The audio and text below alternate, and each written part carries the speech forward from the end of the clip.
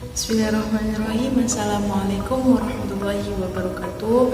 Di sini saya Saftiani Firdausi dengan NIM 19114020 akan menjelaskan bagaimana pada abad pertengahan itu kerajaan-kerajaan besar diantaranya Turki Utsmani, dinasti Syafawi, dan dinasti Mughal memiliki peran terhadap dunia Islam, dan bagaimana harapannya terhadap masa lalu dan masa kini yang diharapkan pada dinasti tersebut.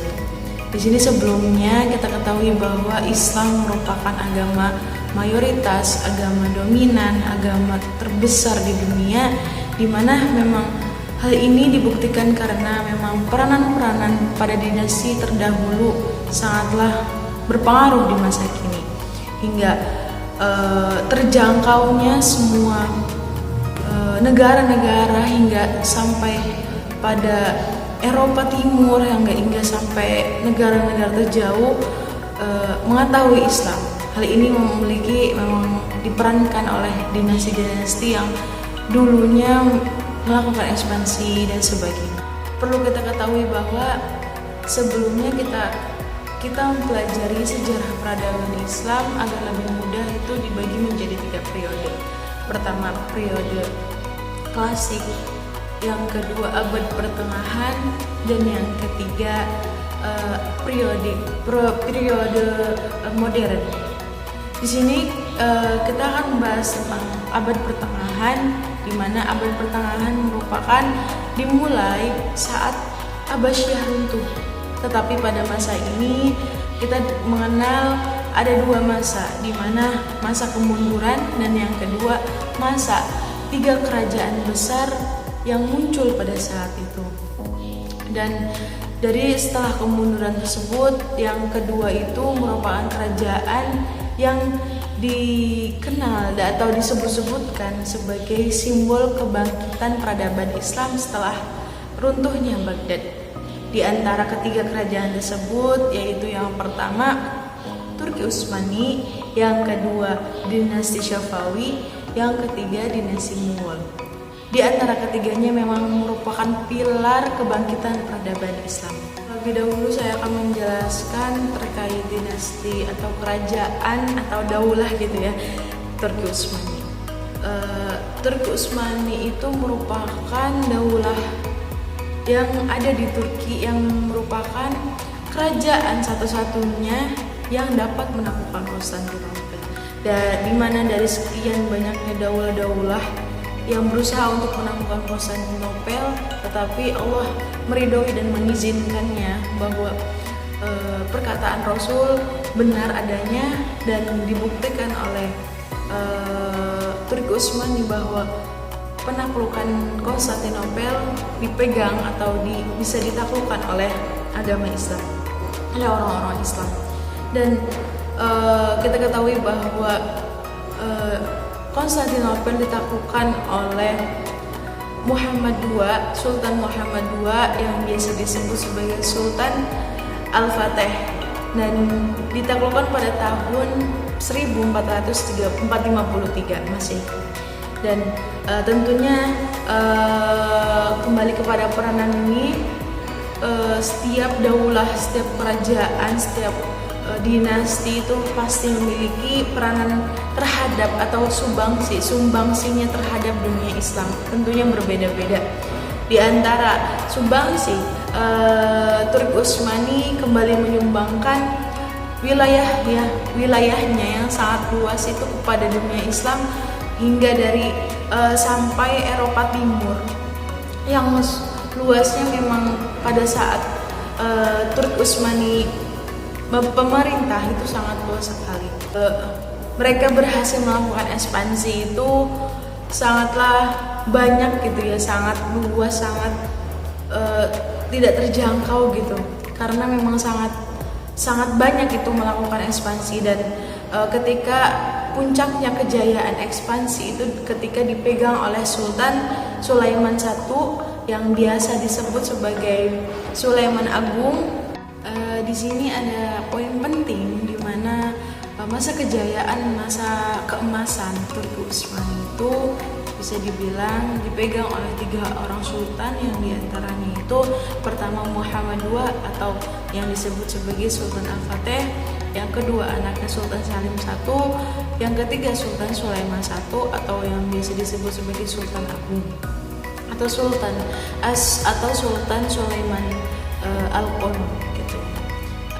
Di sini saya akan lanjut yaitu terkait dinasti yang kedua, yaitu dinasti Syafawi, yang merupakan dinasti yang awal mulanya itu sebuah gerakan pemahaman aliran gitu ya, yang berdiri di Ardabil di Azerbaijan, Iran. Nah, daulah ini mulanya merupakan suatu aliran yang berfaham Syiah yang kemudian menjadi sebuah kerajaan besar yang perannya itu memiliki sumbangsi terhadap dunia Islam. Nah, dan masa kemajuan atau masa keemasan yang dipegang oleh dinasti Abbasiyah itu oleh Sultan ada dua sultan, yaitu yang pertama Ismail I, yang kedua Sultan Shah Abbas I. Nah, di sini ketika ditanya peranan penting apa gitu ya yang dilakukan oleh dinasti Abbasiyah, nah peranan penting yang disumbangkan kepada Islam diantaranya bukan hanya satu perluasan wilayah seperti Turki Utsmani, tetapi dari segi kemajuan ilmu pengetahuannya dan kemajuan kebudayaan dan seninya gitu tuh, seperti halnya bangunan masjid, pendidikan, sekolah, terus museum-museum, yang hal ini arsitekturnya itu merupakan bangunan-bangunan yang indah yang dirangkai mereka. Nah, terus mengenai keunggulan ilmu pengetahuannya itu dapat dikatakan bahwa kemajuan ilmu pengetahuan pada dinasti Syafawiyah itu sangat lebih maju daripada dinasti keduanya, yaitu diantaranya dinasti Turki Utsmani dan satu dinasti Mughal. Dilanjut yaitu dinasti yang ketiga atau dinasti yang terakhir, yaitu dinasti Mughal di India. Dinasti Mughal berdiri di anak benua India, muncul setelah seperempat abad setelah berdirinya dinasti Syafawiyah, dan jika dengan daulah Turki Utsmani muncul 2 abad setelah berdirinya dinasti Turki Utsmani. Oleh karena itu, dari ketiga dinasti kerajaan besar yang ada di abad pertengahan, dinasti Mughal lah yang sangat muda. Dari ketiganya itu merupakan memang dinasti yang ada ketika muncul saat Islam itu mulai mundur atau mengalami kemunduran gitu. Nah, jauh sebelum ini ekspansi Islam memang sudah dilakukan atau sudah ada gitu ya di India. Nah, dilakukan oleh siapa? Tentunya dinasti-dinasti sebelumnya, yaitu dinasti masa daulahnya dinasti Umayyah. Nah, selanjutnya dilakukan juga ekspansi yang kedua, yaitu oleh daulah Ghaznawiyah. Nah, lalu muncullah akhirnya dinasti Mughal untuk melanjutkan ekspansi yang belum dicapai atau belum dilaksanakan di daerah India atau sekitarnya. Tentunya daulah Mughal ini mengalami masa kejayaan, yang dimana masa kejayaannya itu dipegang oleh empat orang sultan. Yang pertama itu Sultan Akbar I, yang kedua Sultan Jehangir, yang ketiga Shah Jahan, dan yang terakhir Sultan Aurangzeb. Nah, kira-kira apa sih gitu ya sumbangsinya dinasti Mughal ini kepada dunia Islam gitu tuh? Di mana pada masa pemerintahan yang dipegang oleh dinasti Umayyah itu, politiknya itu sangat berorientasi pada mempertahankan keutuhan kekuasaan yang sudah ada. Nah, lalu pada pembangunan ekonomi, perdagangan, pertanian, terus pengembangan budaya gitu, seni dan kejayaan peradaban itu dan adanya keunggulan terhadap dunia ilmu pengetahuan seperti itu. Nah, kira-kira harapan perkembangan Islam di masa yang akan datang pada 3 dinasti tersebut kira-kira apa? Nah, harapannya semoga ilmu pengetahuan yang telah disebarluaskan, yang telah dijunjung tinggi gitu, diunggulkan oleh para leluhur kita itu bisa bertahan hingga sampai agama Islam itu masih ada gitu, dan agama Islam itu akan berkembang dan akan kembali jaya itu ketika orang-orangnya itu melek akan agama, melek akan ilmu pengetahuan, dan dapat beradaptasi terhadap apa yang ada di perkembangan zaman masa sekarang. Tentunya tidak ditinggalkan nilai-nilai agamanya, jadi seperti itu. Dan harapannya semoga kita itu terus melek gitu terhadap sejarah bagaimana orang-orang terdahulu itu bisa melakukan ekspansi seluas-luasnya hingga sampai agama masuk ke Indonesia seperti itu.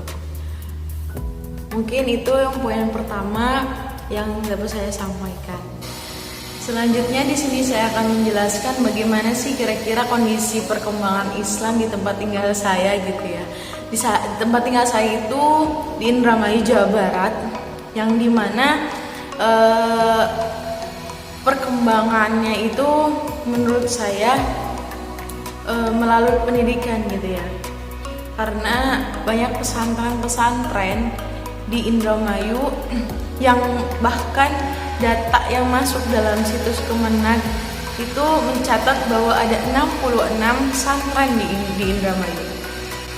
Dan kita ketahui bahwa memang sejarah masuknya Islam ke Indonesia itu melalui 5, yaitu pernikahan, pendidikan, terus perdagangan, tasawuf, kesenian.